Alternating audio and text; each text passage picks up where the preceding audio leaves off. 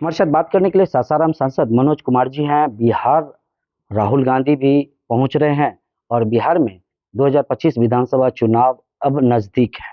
जी। देखिए, मैं आपको बताना चाहता हूँ, सीधा एकदम पॉइंट पे आना चाहता हूँ जो आपका सवाल है। जी। जैसा कि आपको मालूम होना चाहिए कि 2025 का चुनाव है और बाबा साहब ने कहा था कि शिक्षा एक शेरनी का दूध है, जो पिएगा वो दहाड़ेगा। देखिए, हम गरीबों के लिए, हम दलितों के लिए, महादलितों के लिए, जो गरीब हैं, अति पिछड़ा के लिए, बैकवर्ड के लिए, पासमानदा जो मुस्लिम समाज में है उनके लिए जो संघर्ष कर रहे हैं। बाबा साहब ने बहुत साल पहले उन्होंने संविधान लिखा और संविधान लिखने से पहले अपने इन सभी इवन किसी भी समूज के समुदाय के लोग हों, समाज के लोग हों, इवन ईडब्ल्यूएस जो है उनके प्रति भी बाबा साहब ने सभी लोगों के लिए कहा था बाबा साहब ने कि ऐसे लोग जो अपने आप को समझते हैं कि हम संघर्ष कर रहे हैं, कुछ नहीं कर सकते। तो बाबा साहब ने एक मंत्र दिया था, उन्होंने कहा था कि शिक्षा एक ऐसा शेरनी का दूध है, जो पिएगा वो दहाड़ेगा। तो इसी मुद्दा को लेकर के आदरणीय राहुल गांधी जी ने 15 तारीख को दरभंगा में पहुंच रहे हैं और बिहार का आवाज बनने जा रहे हैं। मैं आपको बताना चाहता हूं, जब तक बिहार शक्तिशाली नहीं होगा, तब तक देश का प्रगति नहीं होगा। इसलिए हम लोगों ने नारा दिया है कि बिहार की शक्ति, देश की प्रगति। इन मुद्दा को लेकर के आदरणीय राहुल जी दरभंगा पहुंच रहे हैं, मैं भी पहुंच रहा हूं समस्तीपुर में, और अलग-अलग जिला में, अलग-अलग जगह में, पूरे बिहार में कांग्रेस पार्टी के जो वरिष्ठ नेतागण हैं, वरिष्ठ पदाधिकारीगण हैं, इवन कुछ दिल्ली से भी जा रहे हैं और लोग जा रहे हैं। तो हम सब लोग अलग-अलग जगह में होंगे, एक आवाज बनने जा रहे हैं कि यदि हम चाहते हैं कि बिहार को शक्तिशाली बनाएं, बिहार को हम आगे ले जाएं, बिहार को प्रगति में ले जाएं, तो हमें यहाँ के जो वंचित लोग हैं, महादलित, दलित, पिछड़ा, अति पिछड़ा, ईडब्ल्यूएस, मुस्लिम में पासमानदा समाज, तो इनको आगे लाना होगा, शिक्षा से जोड़ना होगा। इसको सफल बनाने के लिए हम लोग 5 मुद्दा को लेकर के जा रहे हैं और उसमें ये होगा पहला मुद्दा कि निजी शैक्षणिक जो संस्थान है, उसमें एससी एसटी को आरक्षण मिलना चाहिए। मैं आपको बताना चाहता हूँ, आज जो शिक्षा है, आप भी देख रहे होंगे, आपको भी पता होगा कि स्कूल में किस प्रकार से जो सरकारी स्कूल में टीचर पढ़ाते हैं, उनके बच्चे निजी निजी स्कूल में पढ़ते हैं। तो अब निजी स्कूल इतना इम्पोर्टेंट हो गया कि बिना निजी स्कूल के पढ़े, बिना निजी स्कूल में जाए बच्चे स्ट्रांग नहीं हो सकते हैं। ये मैं नहीं कह रहा हूँ, आप अगर जाइएगा बिहार का स्कूल में, तो जो शिक्षक हैं, जो शिक्षा दे रहे हैं गरीब बच्चों को, उनके बच्चे खुद निजी स्कूल में पढ़ते हैं। तो हम लोगों का पहला जो मांग है कि निजी संस्थान में एससी एसटी का आरक्षण होना चाहिए, ताकि ये भी बच्चा स्ट्रांग हो सके, ये भी बच्चा जो कहने का मतलब जो मजबूती के लिए जो शिक्षा निजी स्कूल में मिल रहा है, वहां भी आरक्षण मिलना चाहिए, ताकि ऐसे बच्चों का एडमिशन हो सके और ऐसे बच्चे भी पढ़ सके निजी शैक्षणिक संस्थान में। जी। दूसरी मांग जो है हम लोगों का, वो दूसरा मांग ये है कि 50% जो आरक्षण का जो एक बैरियर था, उसको तोड़ें और आगे बढ़ना है। अगर हम चाहते हैं कि अति पिछड़ा, दलित, महादलित, पासमानदा, ईडब्ल्यूएस के लोगों का मतलब विकास हो, तो इस बैरियर को तोड़ना होगा और इसको और आगे बढ़ाना होगा। तभी जाकर के बिहार में इन लोगों का मतलब कल्याण होगा और इन लोगों को शिक्षा में जो मजबूती है, वो इनको मजबूत होंगे, तभी जाकर के इनका परिवार और ये आगे बढ़ेंगे। तीसरा जो मांग है, वो बड़ा बड़ा महत्वपूर्ण मांग हम लोग का है, और वो ये मांग है कि बिहार में शैक्षणिक जो इंफ्रास्ट्रक्चर है, उसको हम लोग बहुत बर्बाद हो गया। आपने देखा होगा कि किस प्रकार से बर्बाद हो रहा है, किस प्रकार से हमारे दलित और महादलित बच्चों को जो मिल रहा था, वो छात्रवृत्ति, उसको 70% कैसे तोड़ा गया, कैसे खत्म किया गया, कैसे इनको कमजोर किया गया, पूरे बिहार के बच्चों को, बिहार के गरीब लोगों को। आपको मैं बता रहा हूँ, जब हम लोग स्कूल में पढ़ते थे, तो छात्रवृत्ति मिलती थी, और वो छात्रवृत्ति जो था बड़ी महत्वपूर्ण होता था हमारे लिए। उस छात्रवृत्ति से कम हम लोग किताब कीन लेते थे, लेकिन आज वो उसको समाप्ति कर दिया गया है।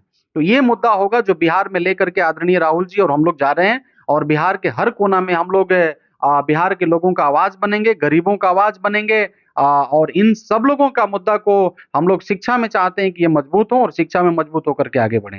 लास्ट जो हम लोग का मुद्दा होगा, वो छात्रों को नौकरी क्यों नहीं देना है, क्यों कर्ज देना है? आप कर्ज क्यों दे रहे हैं भाई? आप छात्रों को नौकरी दीजिए, और नौकरी दीजिएगा तो वो भी मजबूत होगा। अब देखिए, हम किसान भाई हैं, मजदूर हैं, गरीब हैं, सब नमक रोटी खा करके भूखे रह करके अपने बच्चों को पढ़ाता है। और जब बच्चे पढ़ते भी हैं और बच्चे जब पढ़ते हैं और जब कहने का मतलब वो क्वालिफाइड हो जाते हैं तो वो रोड पे घूमते हैं। तो आप एक उनको मैं मतलब उनको खुश करने के लिए कर्ज दे देते हैं। कर्ज क्यों देना है? शिक्षक बच्चों को कर्ज क्यों देना है? जो क्वालिफाइड हो गए उनको नौकरी दीजिए ना। तो इन सारे मुद्दों को लेकर के हम लोग पूरे बिहार में जा रहे हैं और बिहार में हम लोग का मांग है कि बिहार जब तक शक्तिशाली नहीं होगा तब तक देश हमारा मतलब प्रगति के मार्ग पर नहीं आएगा, शक्तिशाली नहीं बनेगा। तो इन सारी चीजों को लेके हम लोग आगे बढ़ेंगे। जी, वहीं प्रधानमंत्री का कल ऑपरेशन सिंदूर पर स्पीच हुआ और बीजेपी पूरे बिहार में तिरंगा यात्रा निकालने जा रही है। अब देखिए मतलब सब लोगों ने देखा किस प्रकार से क्या-क्या हुआ ऑपरेशन सिंदूर में। देखिए मैं फिर से एक बार अपने सैनिक को सैल्यूट करना चाहता हूँ। तीनों सेना जो जल सेना है, थल सेना है और वायु सेना है। तो ये तीनों सेनाओं को हम सैल्यूट करते हैं और आपको मालूम होगा कि हम लोगों ने चिल्ला-चिल्ला करके सरकार को बोला था कि हमारी पूरा समर्थन है, आप आतंकवादियों को मिटाइए। तो पहला सवाल ये होता है, मैं नहीं बल्कि मैंने देखा कुछ पत्र में पढ़ रहा था, पेपर पढ़ रहा था, कुछ न्यूज़ देख रहा था।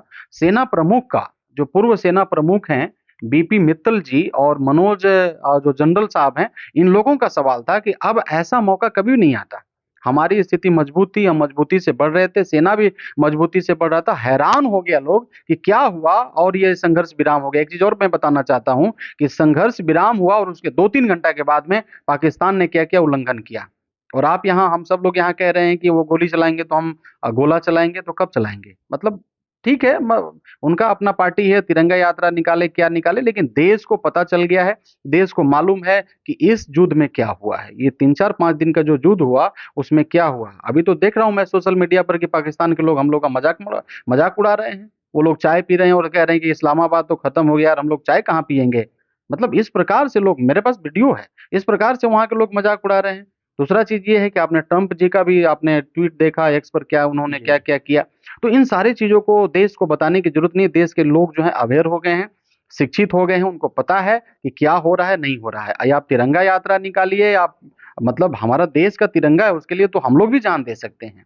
तो तिरंगा यात्रा आप निकालिए, तिरंगा यात्रा पूरा देश का है, उसमें कोई शक नहीं है, आप यात्रा निकालिए, लेकिन देश का जनता जो है ना, इस युद्ध में पता चल गया है कि मतलब आपने क्या किया है और क्या किस प्रकार से आपने मतलब एक संधि किया आदरणीय ट्रंप जी के साथ, आप लोग का क्या-क्या हुआ है, ऐसा किसी को उम्मीद नहीं था जो हुआ है। ये कभी भी नहीं हुआ। 1971 का कहानी देख लीजिए, आदरणीय हमारे श्रद्धेय पूर्व प्रधानमंत्री इंदिरा गांधी जी का पीरियड था। हम लोगों ने क्या किया? बाबू जगजीवन राम जी रक्षा मंत्री थे, जिस समाज से मैं आता हूँ। तो आप देख लीजिए इतिहास, ये भी एक इतिहास है और वो भी एक इतिहास है। दोनों इतिहास को एक जगह रख दीजिए और आप पढ़ लीजिए दोनों इतिहास, ये भी एक इतिहास होगा। सेना के हमारे जितने भी नौजवान हैं, वो अवाक रह गए, वो हैरान रह गए। तो आप उस पे मैं ज़्यादा कुछ नहीं कहना चाहता हूँ, देश को मालूम है क्या करना है। लिए ये जो हुआ है, इस बार मौका था आतंकवादियों को पूरा रीति से 100-50 आतंकवादी नहीं, पूरे आतंकवादियों को समाप्त करने का मौका था, जिसको हम लोगों ने मतलब मिस किया है। प्रधानमंत्री का कहना था कि हमारा 4 उद्देश्य था, आतंकवाद को खत्म करना, उनके लॉन्च पैड को खत्म करना और सैन्य और पाकिस्तान के आम नागरिक को आहत नहीं करना। हम उन सभी चारों विषयों पर सही उतरे हैं और न हम उनके किसी भी मिसाइल से डरते हैं, न उनके परमाणु बम से डरते हैं। देखिए मतलब परमाणु बम से और मिसाइल से ये सब का मतलब मामला नहीं था। मेन मामला था आतंकवाद को खत्म करने का। उनके पास क्या है, उससे हम लोग को क्या डरना है? पाकिस्तान के पास में क्या है, उससे हम लोग का कुछ लेना-देना है? वो कितना धनी है, क्या है, परमाणु बम है, मिसाइल है, उससे हम लोग को क्या मतलब है? मैं भी देख रहा था कुछ चैनल पर चित्रा त्रिपाठी जी बोल रही हैं कि बोलना नहीं होगा, उनके पास न्यूक्लियर है, ये है, जी। वो है। तो इसका मतलब हम डर जाएँ? लाल बहादुर शास्त्री जी ने भी यही कहा था, अटल बिहारी वाजपेयी जी भी ने यही कहा था, मनमोहन जी भी ने यही कहा था। रोज़ आकर के वो हमारे निर्दोष लोगों को मारे और हम लोग उनका न्यूक्लियर का वो झांसा सहते रहें, तब तो ठीक है। न्यूक्लियर का वो डर दिखा करके रोज़ वो मारेंगे निर्दोष विशेष लोगों को। सत्र क्यों मांग कर रही है हम कांग्रेस? लोगों ने इसलिए माँग किया था कि आप आकर के आदरणीय प्रधानमंत्री जी हमें समझाएँ। हम लोग के पास में कुछ सवाल था, सिंदूर ऑपरेशन को लेकर के, वो 26 लोग जो पहलगाम में मर गए उसको लेकर के, मतलब हम लोग जानना चाह रहे थे आप कर क्या रहे हैं? लेकिन खैर नहीं हुआ और ये मतलब हम लोग का अधिकार है भाई, सदन के हम लोग भाग हैं, हम लोग भी जानना चाहते हैं, क्योंकि चूँकि हम लोग लोगों में रहते हैं, लोगों का सवाल है, तो लोग जब हम लोगों से सवाल पूछेंगे तो अगर एग्जैक्ट सवाल का उत्तर नहीं मिलेगा तो हम लोग कहाँ आएंगे। हम लोग सदन इसलिए बुलाए कि लोगों का जो सवाल है उसका उत्तर हम लोगों को दे सकें, इसलिए ये सत्र बुलाया जा रहा था। लेकिन खैर नहीं हुआ, वो तो एक अलग मामला है। माननीय संसद जनता के प्रतिनिधि हैं और पार्टी और मिलकर सरकारें चलाती है, तो सवाल इनका जनता का सवाल ये सरकार से पूछना चाहते थे। हमारे साथ सासाराम सांसद मनोज कुमार, मैं दिल्ली से Ravi Neeraj, NVS 24 news video journalist Manoj के साथ। बहुत धन्यवाद। बहुत धन्यवाद। आजी आजी धीरज जी।